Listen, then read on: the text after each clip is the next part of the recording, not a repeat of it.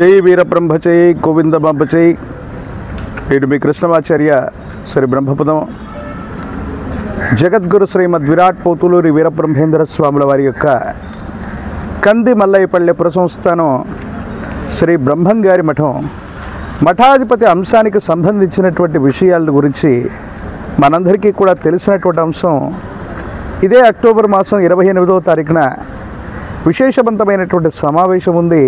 ఈ సమావేశంలో ధార్మిక పరిషత్ అవ్వచ్చు, స్వామివారి యొక్క శిష్య పరంపర అవ్వచ్చు, అందరూ కూడా సమన్వితమై సమావేశమై తదుపరి మఠాధిపతి ఎవరు అనేటువంటి అంశం గురించి నిర్ణయం తీసుకుంటున్నటువంటి తరుణం. ఇదే తరుణంలో నిన్నటి రోజు శ్రీ కందిమల్లయ్యపల్లె పురసంస్థానం శ్రీ బ్రహ్మంగారి మఠానికి సంబంధించినటువంటి భవిష్యత్ మఠాధిపతి ఎంపికకు సంబంధించినటువంటి అంశంలో ఆంధ్రప్రదేశ్ సాధు పరిషత్కు సంబంధించినటువంటి శ్రీనివాసానంద స్వామి వారు మరియు వారికి సంబంధించినటువంటి సంస్థ ఒక ప్రెస్ మీట్లో చెప్పినటువంటి అంశాన్ని మేము చూసాం. మమ్మల్ని విస్మయానికి గురి చేసింది. పదే పదే పీఠానికి మఠానికి తేడా తెలియనటువంటి వ్యక్తులు కూడా భవిష్య మఠాధిపతి ఎంపిక గురించి మాట్లాడుతున్నటువంటి సందర్భాన్ని చూస్తే నిజంగా మాకు ఆశ్చర్యం వేసింది. మఠంలో ఉన్నటువంటి సాంప్రదాయాలు ఏమిటి? 400 సంవత్సరాల క్రితం విశ్వభవితని చెప్పిన కాలజ్ఞాని వీరబ్రహ్మేంద్ర స్వాముల వారు గృహస్థ ధర్మంలో ఉంటూ ఈ మఠాన్ని స్థాపన చేస్తే ఇప్పటికి 11 తరాలు పూర్తయిన 8 తరాలు పూర్తయ్యాయి.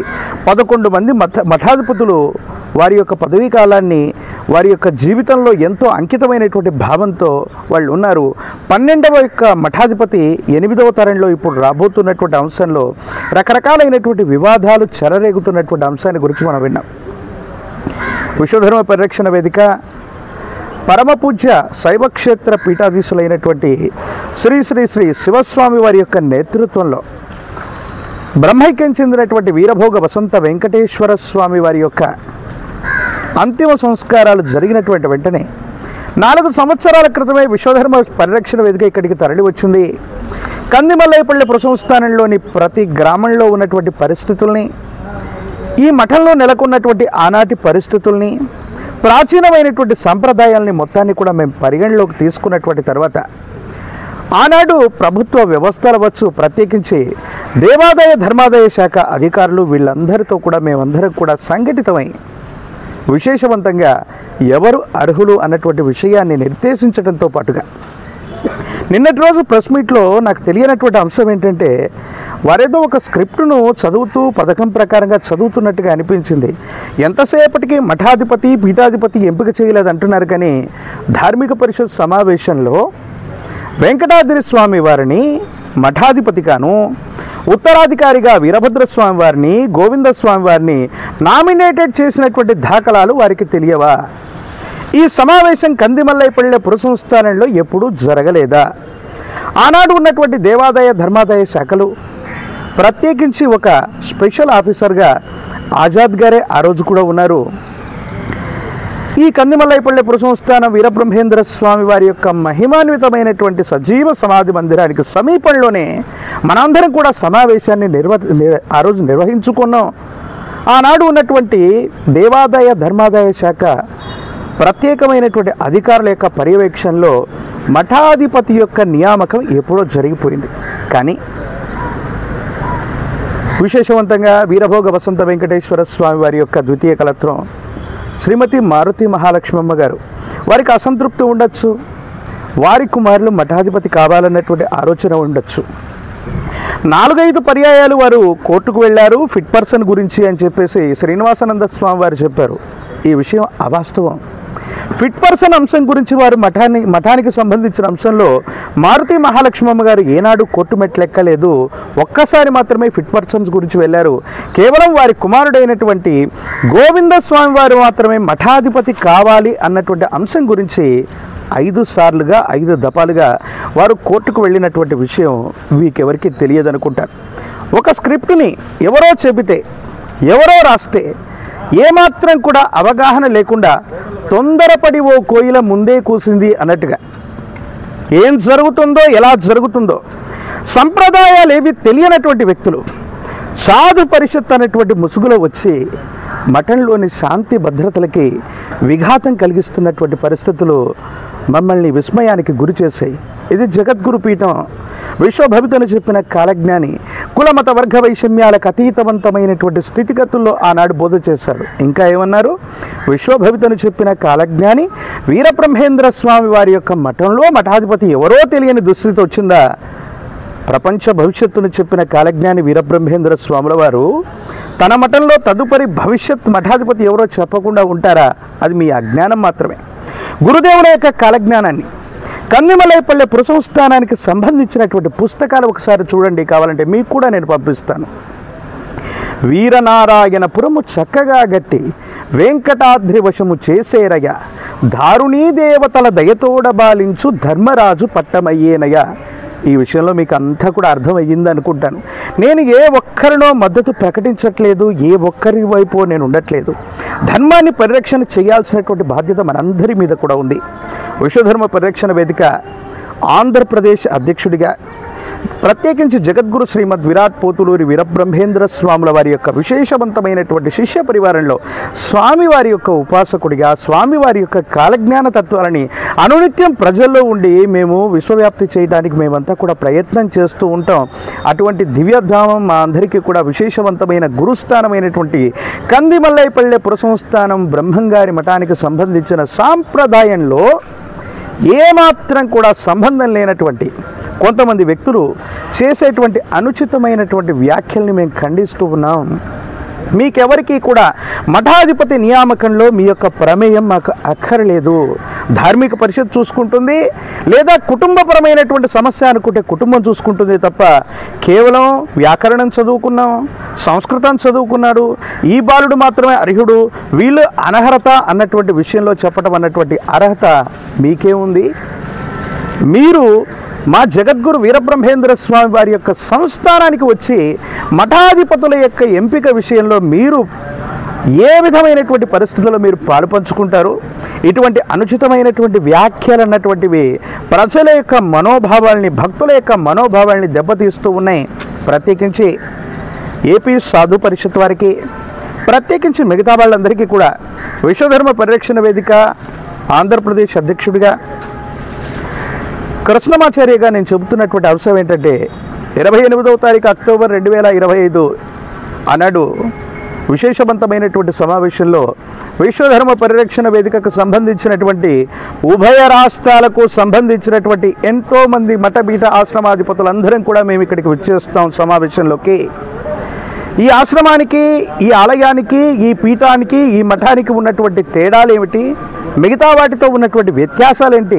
మీరు మాటికి మఠము పీఠము అన్నటువంటి అంశంలోనే మీకు తెలియకుండా పీఠాధిపతి అంటున్నారు తప్ప కందిమల్లైపల్లె పురసంస్థానం ఒక మఠము, ఈ విషయాన్ని మీరు మర్చిపోయి మాట్లాడుతున్నారు. ఈ సాంప్రదాయాలు అన్నటువంటివి మీకు తెలియదు. గృహస్థాశ్రమ ధర్మంలో ధర్మపత్నితో కూడి ప్రతి ఒక్క వ్యక్తి కూడా ఇక్కడ మఠాధిపతి, ఇక్కడ జరిగేటువంటి అన్ని రకాలైనటువంటి కైంకర్యాల్ని నిర్వర్తించాల్సినటువంటిది ఉంది. గోవిందస్వామి వారి వ్యాకరణాన్ని నేర్చుకుని ఉండొచ్చు, సంస్కృతాన్ని అధ్యయనం చేస్తూ ఉండొచ్చు. అది మఠంలో మాకందరికీ కూడా నిజంగా గర్వకారణం, భవిష్యత్తులో ఉపయోగపడుతుందని మేమందరం కూడా దాన్ని తప్పకుండా తలిచేటువంటి ప్రయత్నాన్ని అయితే తప్పకుండా చేస్తాం. అంత మాత్రం చేత బాలుడైనటువంటి వ్యక్తి మాత్రమే శృంగేరి మఠంలో ఇలా జరిగింది, కంచి కామకోటి మఠంలో ఇలా జరిగింది, లేదా శంకరాచార్య యొక్క పరంపర ఇదనుకుంటే అస్మదాచార్య పర్యంతం వందే గురు పరంపరాం అనుకుంటున్నటువంటి గురు పరంపరలో ఎన్నో రకాలైనటువంటి వ్యత్యాసాలు కలిగినటువంటి వ్యవస్థల్లో మనం ఉన్నాం. శ్రీ వీరబ్రహ్మేంద్ర స్వామి వారి యొక్క కందిమల్లైపల్లె పురసంస్థానం అన్నటువంటిది ఒక ప్రత్యేకమైనటువంటి సంప్రదాయానికి సంబంధించింది. కాబట్టి నిన్నటి రోజు జరిగినటువంటి శ్రీనివాసానంద స్వామి వారు ఆంధ్రప్రదేశ్ సాధు పరిషత్ వారు చేసినటువంటి వ్యాఖ్యలతో మేము ఏకీభవించట్లేదు, వీటిని స్పష్టంగా ఖండిస్తూ ఉన్నాం. మా మనోభావాలన్నీ కూడా దెబ్బతిన్నాయి. మీరెవరు వచ్చి మా మఠానికి సంబంధించినటువంటి విషయంలో తలదూరుస్తున్నారు? సనాతన ధర్మం అని మీరు చెబుతున్నారు, మరి ప్రజల్లో ఉన్నటువంటి అన్ని అంశాలని మీరు పరిగణలోకి తీసుకుంటే ఇక్కడ జరిగేటువంటి సంప్రదాయానికి సంబంధించిన విషయాలేవి మీకు కూడా తెలియవు. అందుకని నేను ఈరోజు కందిమల్లైపల్లె పురసంస్థానం శ్రీ బ్రహ్మంగారి మఠంలో గురుదేవుల యొక్క సన్నిధానానికి వచ్చి గ్రామస్తుల యొక్క అభిప్రాయాన్ని కూడా మేము తెలుసుకున్నాం. గత 4 సంవత్సరాల నుంచి ఈ అంశం గురించి ప్రభుత్వం వ్యవస్థలు, దేవాదాయ ధర్మాదాయ శాఖకు సంబంధించినటువంటి వ్యవస్థలందరితో కూడా సంయుక్తమై సంఘటితమై మేమంతా కూడా పనిచేస్తూ భవిష్యత్ మఠాధిపతి ఎంపిక కోసం మేమంతా కూడా ప్రయత్నం చేసినటువంటి వాళ్ళమే. దేవాదాయ ధర్మాదాయ శాఖ కూడా మఠాధిపతికి సంబంధించినటువంటి అంశంలో 4 సంవత్సరాల క్రితమే ఎప్పుడో నిర్ణయం తీసుకుంది. మారుతి మహాలక్ష్మమ్మ గారు కోట్ల మెట్లు ఎక్కటం వల్లనే ఫిట్ పర్సన్గా శంకర్ బాలాజీ గారు వచ్చారు. వారి మీద 5 సార్లు పోరాటం చేశారన్నటువంటి వార్త కూడా అవాస్తవం. 5 సార్లు వారి యొక్క కుమారుడు మాత్రమే మఠాధిపతి కావాలన్నటువంటి అంశం మీద వారు కోర్టుకెళ్లారు. ఒక్కసారి మాత్రమే ఫిట్ పర్సన్ మీద స్టే కావాలని వారు కోర్టు మెట్లెక్కినటువంటి విషయం మీకెవరికి కూడా తెలియనటువంటి అంశం. ప్రత్యేకించి మీరు అడుగుతున్నారు తాత్కాలిక మఠాధిపతి కావాలి, పర్మనెంట్గా మఠాధిపతి కావాలని.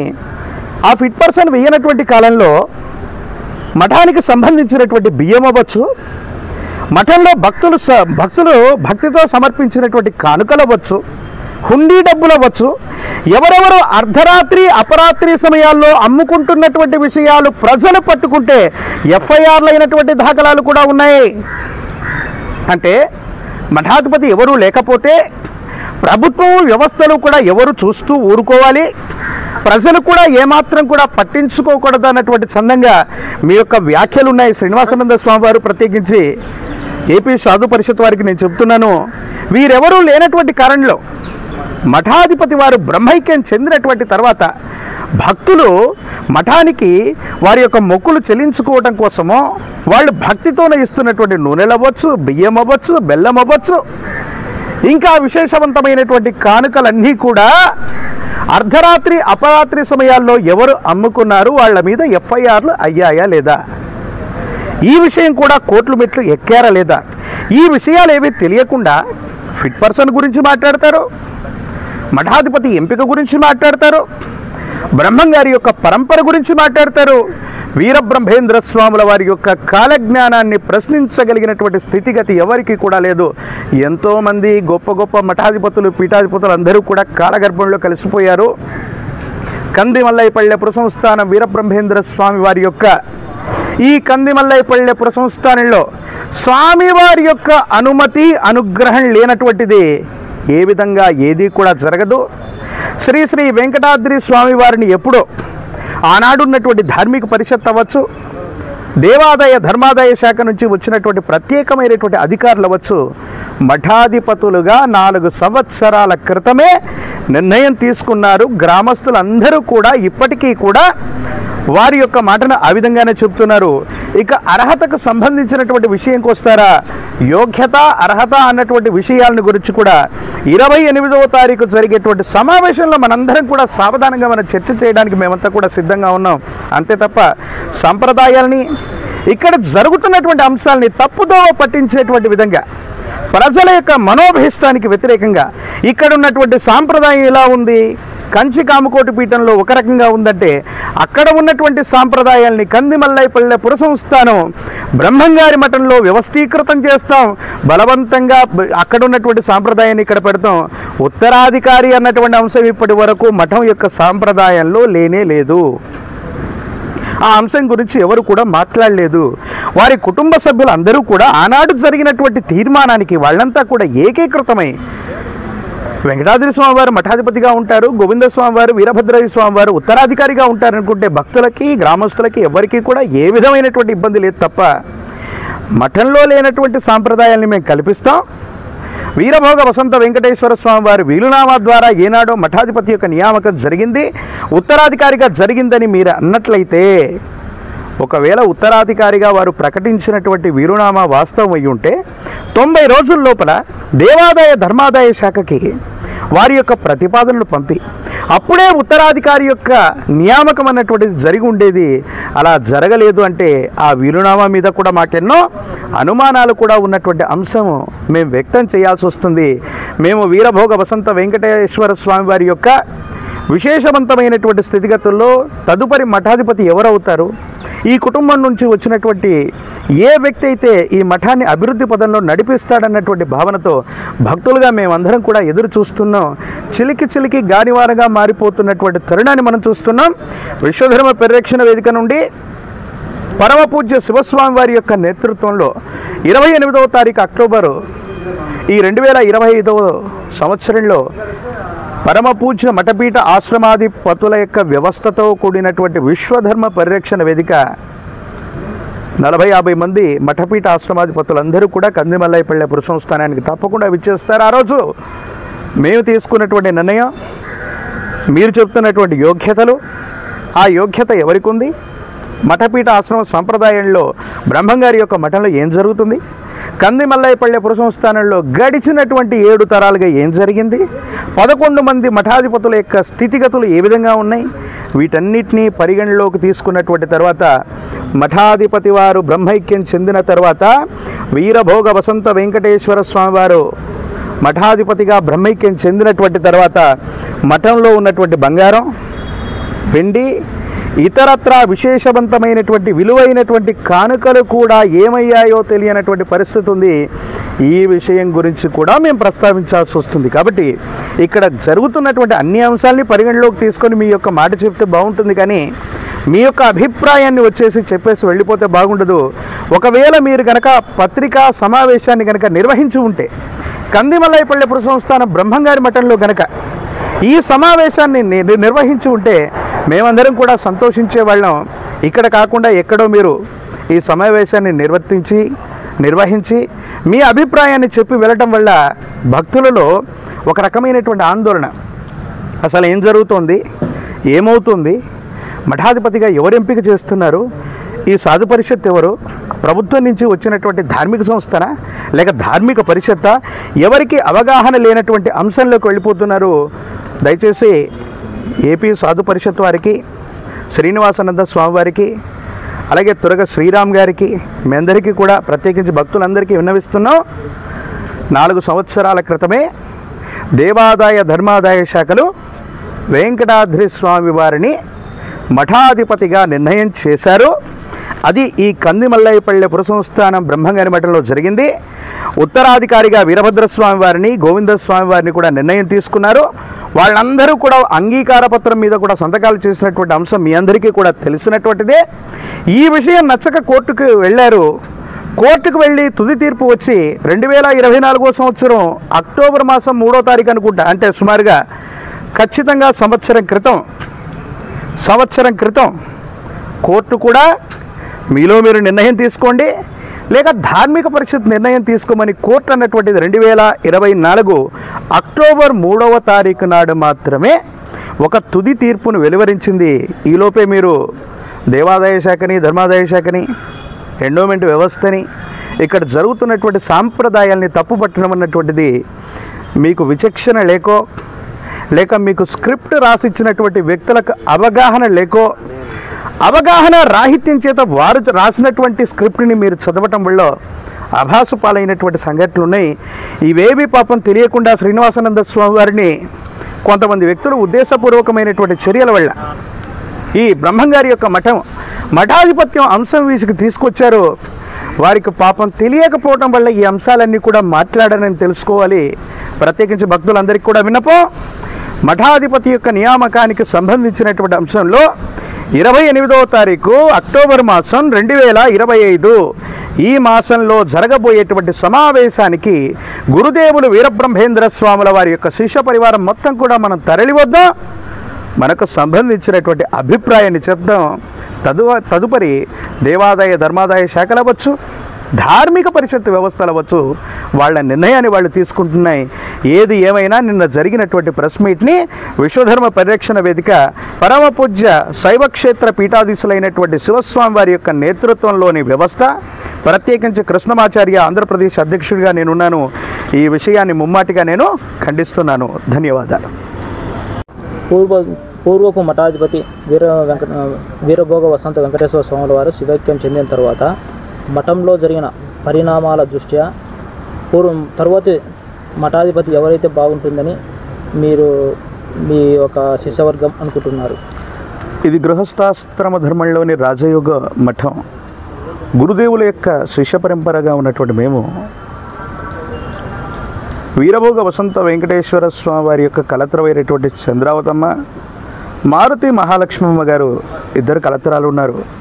వారిలో పెద్ద భార్య పెద్ద కుమారుడైనటువంటి వెంకటాద్రి స్వామివారి, ఎందుకంటే గోవింద స్వామివారి ఈరోజు అన్నీ నేర్చుకుంటూ ఉండొచ్చు, కానీ ఇంకా బాలుడిగా ఉన్నారు, వారికి అద్వితీయమైనటువంటి భవిష్యత్తు ఉంది. ఇక్కడ జరిగేటువంటి ప్రతి కార్యక్రమంలో కైంకర్యాల్లో కూడా ధర్మపత్ని సమేతస్య అని మనం చెప్తూ ఉంటాం. అందుకనే చంద్రావతమ్మ గారు అనారోగ్యం కారణంగా వారు పరమపదం తీస్తున్నటువంటి సందర్భంలో మళ్ళీ వారు మఠాధిపతిగా కొనసాగడానికి వీరభోగ వసంత వెంకటేశ్వర స్వామి వారు మారుతి మహాలక్ష్మమ్మని ద్వితీయ వివాహం చేసుకున్నటువంటి అంశాన్ని ఇక్కడ మనం గుర్తుంచుకోవాలి. అంటే దాని అర్థం ఏంటి? మన యొక్క పెద్దలు, మన మఠాధిపతులు ఏ సంప్రదాయాన్ని అనుసరించారు, ధర్మపత్ని సమేతస్య అంటూ సంకల్పంలో కూడా మనం చెప్పుకుంటూ ఉంటాం. కాబట్టి పెద్ద భార్య పెద్ద కుమారుడైనటువంటి వెంకటాద్రి స్వామి వారి మఠాధిపతిగా ఉండాలి. ఒకవేళ ఉత్తరాధికారులుగా వారి కుటుంబ సభ్యులందరూ కూడా నిర్ణయం తీసుకుంటే వీరభద్ర స్వామివారు అవ్వచ్చు, గోవింద స్వామివారు అవ్వచ్చు, వీరంభట్టు స్వామివారు అవ్వచ్చు, అలాగే దత్తాత్రేయ స్వామివారు అవ్వచ్చు, మిగతా నలుగురు కూడా అర్హత కలిగినటువంటి వాళ్ళే. భవిష్యత్తులో కుటుంబ నిర్ణయం ఎలాగున్నా కూడా మాకు అంగీకారయోగ్యమే. శంకర్ బాలాజీ ఫిట్ పర్సన్గా నియామకం చేసడము దాని మీద కోర్టుకు వెళ్ళారని చెప్పి అన్నారు. కానీ 2016లోనే ఇతను ఆర్డర్ తీసుకొని వచ్చి మఠాధిపతిని అడగగా ఆయన కోర్టుకు వెళ్ళి స్టే తీసుకొచ్చారని చెప్పి తెలిసింది. ఇది ఎంతవరకు? మేము 2021 తర్వాత వీరభోగ వసంత వెంకటేశ్వర స్వామి వారు బ్రహ్మైక్యం చెందినటువంటి తర్వాత మారుతి మహాలక్ష్మమ్మ గారు ఫిట్ పర్సన్ వ్యవహారానికి సంబంధించిన అంశం. మీరు అంతకంటే కూడా పూర్వం ఉన్నటువంటి పరిస్థితి 1969 తర్వాత కూడా దేవాదాయ ధర్మాదాయ శాఖకు సంబంధించినటువంటి విషయంలో గ్రామస్తులకు మనందరూ కూడా తెలిసినటువంటి అంశం, కందిమల్లైపల్లె పురసంస్థానం అన్నటువంటిది ఒక స్వతంత్ర ప్రతిపత్తి కలిగినటువంటి ఒక మఠం. ఈ మఠంలో దేవాదాయ ధర్మాదాయ శాఖల యొక్క జోక్యం అనివార్యం కాదు అన్నటువంటి అంశంలో దివంగత మఠాధిపతుల వారు ఎంతో పోరాటం చేశారు. ఈ వ్యవస్థని దేవాదాయ ధర్మాదాయ శాఖ నుండి కాస్త దూరం పెట్టడానికి కూడా ప్రయత్నం చేశారు. మీరన్నట్టు కేవలం ఫిట్ పర్సన్గా చెప్తున్నటువంటి శంకర బాలాజీ గారు కాదు, కానీ దేవాదాయ ధర్మాదాయ శాఖలు కేవలం 2015-16 నుంచే కాదు, వీరభోగ వసంత వెంకటేశ్వర స్వాముల వారు మఠాధిపతి అయినటువంటి సందర్భం నుంచి కూడా దేవాదాయ ధర్మాదాయ శాఖలు వాళ్ళ యొక్క విశేషవంతమైన జోక్యాన్ని కలిగిస్తూ ఉన్నటువంటి సందర్భంలో వాళ్ళు అంతకు ముందు కూడా వారు కోర్టుకు వెళ్ళినటువంటి సందర్భాలు ఉన్నాయి. మఠానికి దేవాదాయ అంటే ఎండోమెంట్కి ఏమాత్రం సంబంధం లేదన్నటువంటి విషయం గురించి కూడా వారు కోర్టులో విశేషంగా వారు పోరాడారు. తదనంతరం జరిగినటువంటి పరిణామాల్లో మారుతి మహాలక్ష్మమ్మ గారు కూడా ఫిట్ పర్సన్ వ్యవహారం గురించి ఒక్కసారి కోర్టుకు వెళ్ళినటువంటి దాఖలాలు కూడా ఉన్నాయి. నేను వాటి గురించి మీకు వివరణ ఇచ్చాను. మరిన్ని అప్డేట్స్ కోసం మన HN9 టీవీ ఛానల్ని సబ్స్క్రైబ్ చేసుకోండి.